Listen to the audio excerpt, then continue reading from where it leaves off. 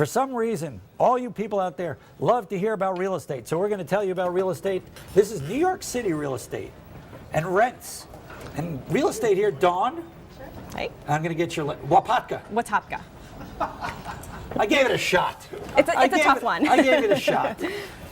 Dawn, you had a very interesting piece out today. Thank you. About how rents, I mean, if people outside of New York City read this piece, they're not going to believe it, right? The average rent, median rent in New York City is around $3,500 right now? Yeah, it's mind-boggling that people pay that much. What is it, about $3,500? But it is $3,429. $3,429. Now, to put that in perspective, the average, the median income of a U.S. family household is something around $50,000 right now, right? Yes. On an after-tax basis, they couldn't even pay the rent. They could not live in Manhattan. They couldn't pay the rent. That's Right. forget live in Manhattan. They couldn't eat. Right. They would kind of get their one-bedroom apartment, and they'd sit there and they'd look at each other. They couldn't pay for the cable bill. Right. They couldn't pay for the takeout Chinese food. I mean, they would be miserable.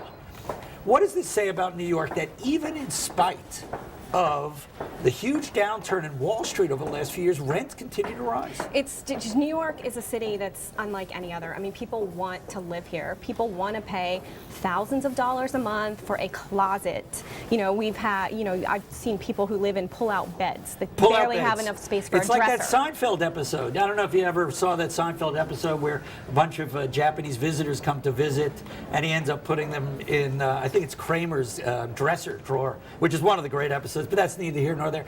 Why is it that vacancy rates in New York are so low? In your piece, you point out that vacancy rates in New York are something a little over 1%. You go to Las Vegas, it's like a 7% vacancy rate. There's not a lot of room to construct here. Building is very expensive in New York City. And after the financial crisis, we didn't see a lot of new stuff going up. So add in all these people who want to rent apartments mixed with not a lot of apartments up for grabs, and you've got a landlord's market. You know, I go to places like Tribeca or Soho. I live on the Upper West Side. Okay. But I go down to Soho, Tribeca, or even say Gramercy Park area, and I am overwhelmed on a given during the week. Put aside the weekend. During the week, the number of people kind of in their, let's say, early 20s to early 30s to mid 30s. Right. Not even people who have kids necessarily, but just the restaurants and the area. Where are all these people deriving their income from? If Wall Street is having such a tough time, who is, does everybody work at the Huffington Post or AOL or something? Where are all these people getting their money? Well, Wall Street is doing a little better. We're seeing some hiring, and although law firms, there's some trouble there, there's still big law firm jobs that these 20-somethings are getting, and they can afford to pay the rent in Manhattan. Right. And what does it say if the stock market actually goes up? Because, I mean, it has gone up recently, but it's been kind of treading water for most of the, let's say, the last couple of years at least.